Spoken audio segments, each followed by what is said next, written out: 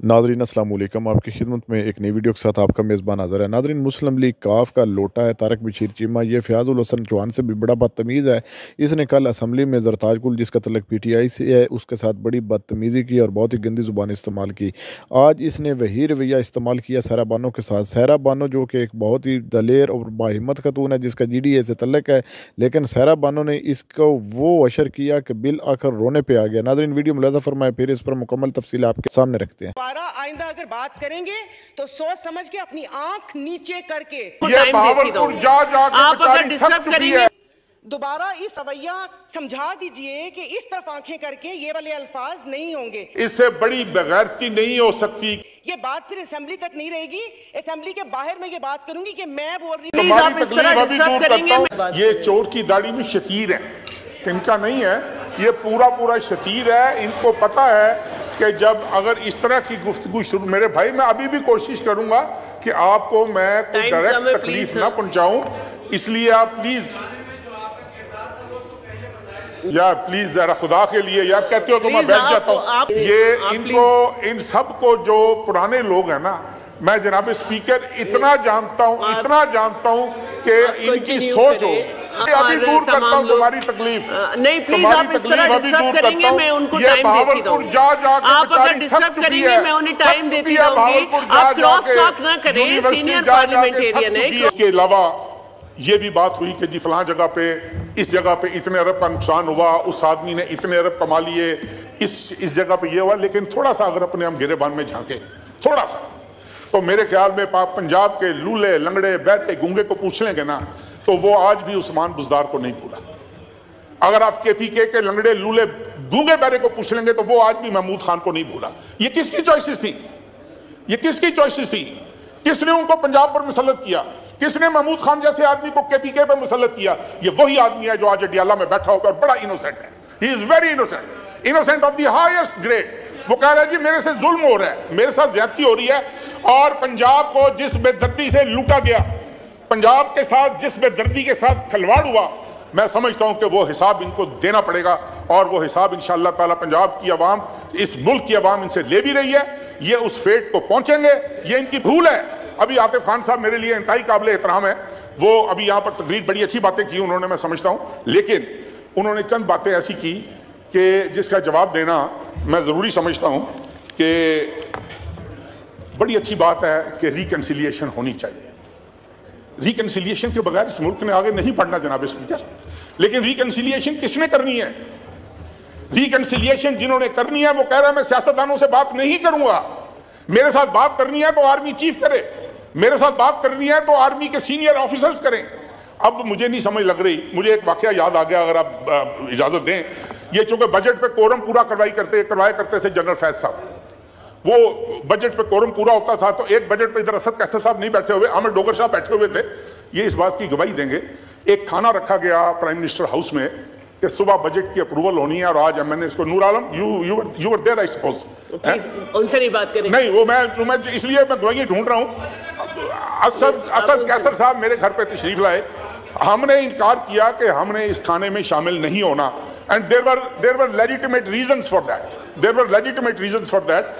परवेज खटक साहब मेरे पास तशरीफ लाए, मैं लाइटर नोट पे इन दोस्तों से बात कर रहा हूं, और कंक्लूजन की तरफ भी जरा चलिए। परवेज खटक साहब मेरे पास तशरीफ लाए, कहने लगे कि यार वो कह रहे हैं काफ लीग वालों को इनवाइट कर लो, तो इनका बस खाना पूरी कर लो, लेके इनको जनरल फैज आ जाएगा रात को खाने पे। मैंने कहा यार जनरल फैज से को आज हमको ले ही जाए खाने पे, तो हम चले जाएंगे खाने पे अगर वो हमें ले गया। हर जगह पे ये इमरान खान साहब is on record saying this कि जी कोरम जो है वो कौन पूरा किया करता था इस हाउस का कोरम। स्पीकर के कमरे में कौन आकर बैठता होता था इजलास के दिनों में? Not a senior ranking officer. They all know it. अगर ये मजीद तफसीलात चाहते हैं तो मजीद तफसीलात भी मैं इनको देने को तैयार हूं। बात यह है कि इस मुल्क में हम बड़ा क्रिटिसाइज करते हैं, शहीदों में उंगली कटवा कर शहीदों में नाम लिखवाने की कोशिश करते हैं कि आज जी हमने सबक सीख लिया है, 10% गलती हमारी है। मैंने कहा इलेक्शन लड़ रहा था 2018 में, मैं हल्फन बता रहा हूं जनाब स्पीकर आपको कि मेरे एमपीएस को उठा कर पीटीआई की जीपों में फेंका गया था। किसने फेंका था? मैं उन ऑफिसर्स के नाम ले सकता हूं, मैं I can name those officers. ये आज कह रहे हैं कि हमारी 10% गलती थी, इनकी 100% गलती थी जी, इसीलिए छोड़ गए थे ना आपको भाई, इसीलिए छोड़ गए थे। इस तरह नहीं करिए, और जनाब स्पीकर आप प्लीज तशरीफ रखें। मेरे ख्याल में यहाँ पर ये कोई फॉल्स सीलिंग करवा दें, क्योंकि मैं जब से आई हूँ 3.5 साल से मुझे यही डर लगता है कि किसी दिन ये छत ना गिर जाए। लेकिन शुक्र अल्हम्दुलिल्लाह मेरी पहले भी सीट कॉर्नर में थी और अभी भी इस कॉर्नर में हूँ, तो अल्हम्दुलिल्लाह मुझे लगता है कि मैं बच जाऊंगी। कॉर्नर नहीं, बीच में से गिरेगी। और बाकी ये कि प्लीज आप कह दें कि जिस वक्त यहाँ पर बात होती है बहुत वक्त जाया हो गया, सिर्फ आवाम की बात की जाए। पिछली चीजें किसको याद दिला रहे हैं? 3.5 साल हम वहां सुनते आए कि इन्होंने ये किया। एक सेकंड, आप अपना बिल जो बड़ा सोना बिल है तुसी ले आना वापस, तो वो यही सुनते हुए आए। तो अब स्पीकर साहब पता नहीं कहाँ लगे हमें। नो क्रॉस टॉक प्लीज आगा साहब, तो प्लीज आप अपनी ना वो क्या कहते हैं आवाम के मसाइल पर ही तवज्जो दें। और बार बार कहा जाता हमें हुकूमत ऐसे मिली थी। अरे आप लोगों को ट्रे में रख के किसी ने थोड़ी दी थी, छीनी थी हुकूमत के गले में ढोल बांधा है तो इससे बजाएं और थोड़ा सा रक्स भी करें ताकि हम सब महजूज हों। और प्लीज दोबारा इस किस्म का रवैया समझा दीजिए कि इस तरफ आंखें करके ये वाले अल्फाज नहीं होंगे। ये बात फिर असेंबली तक नहीं रहेगी।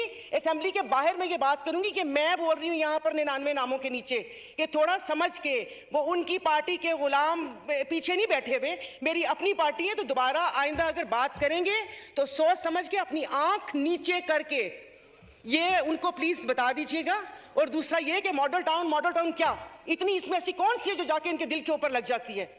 मैं यहाँ पर 3.5 साल से आई हूँ, मैं किसी पार्टी को भी डिफेंड नहीं कर रही, मैं पीटीआई को डिफेंड नहीं कर रहे, हम अपनी बात कर रहे हैं। उससे पहले मैं भी एक आवाम ही हिस्सा थी। अगर अल्लाह पाक ने मुझे यहाँ पहुंचा दिए तो मेरे तो सामने जो इतने बड़े बड़े बुर्ज थे वो तो ऐसे उल्टे हैं कि मैं आपको बता नहीं सकती। थोड़ा आराम से सिर्फ उनकी उस पर तवज्जो दे। बाकी रही डॉलर की यहाँ पर बात होती है तो डॉलर तो जरा फिर स्पीकर साहब ये जो गैर मुल्की दौरे हैं थोड़ा इस पर ही आप स्टॉप लगा दें कि जो ये मेंबरान जा रहे हैं, भले वो बाकू जाएं या टर्की जाएं या किधर भी जाएं, उनको क्या डॉलर का लिफाफा देना जरूरी है? नहीं, अल्हम्दुलिल्लाह वहां जाके अफसोस ही हुआ है कि यहाँ पर करने क्या आए थे। क्या ब्राइब है कि मेंबर्स को थोड़ा सा रिलीफ देने के लिए जाओ 5 दिन जाके थोड़ा सा रिलैक्स करके आ जाओ? तो जरा डॉलर्स की अगर आप परवान की बात कर रहे हैं तो प्लीज इससे जितने भी दौरे हैं जो अभी भी लिस्टें बनी हुई हैं कि तुम कहां जाओगे, उस पर स्टॉप लगना चाहिए अगर आप सीरियस हैं यहाँ पर ये बात करने के लिए।